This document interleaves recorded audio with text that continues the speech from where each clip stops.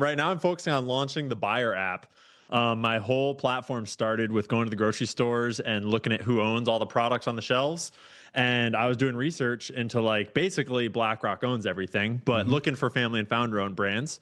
And eventually, some guys reached out and we built an app, and it's almost ready to launch. So now you can use this app to go into the store and find out who owns the products that you're buying and who owns them and where your money's really going, as well as like what's in them and everything else. So I'm super stoked on that and have my head in that a lot right now, as well as trying to keep up on all the news. And whether I don't know if we're chronicling the outbreak of peace in the world or whether we're chronicling the outbreak of World War III. Right. It changes every day. Yeah, I know. I'm constantly being thrown for a loop. It's like white pills one day, black pills the next.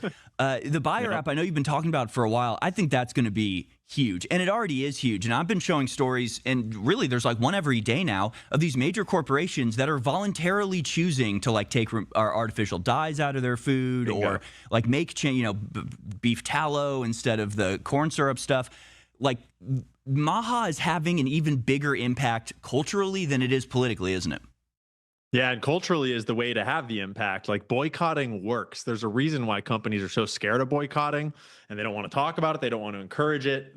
And Buyer's not just about boycotting, but it gives that power of the purchase to the consumer, because the only thing stopping us, like we're all connected, we're all on the phones, we're all talking on social media, and we've seen powerful boycotting campaigns completely change corporate dynamics many times in the last couple of years. And the only thing stopping people from like leveraging their purchasing power for what it is really worth is just information. And so the point of Buyer is not to tell anyone how to think, but just to give everyone all the information you need in order to really understand who's selling you everything, so that you can just send your dollars where you want them to go. And it's important to talk politics. It's important to be engaged in politics and sort of these big solutions. But at the same time, it often feels these days like the only solutions that actually work are bottom up, are us leveraging our own power on an individual scale, and then the network effect of all of us doing that together, even when it's for our own interests.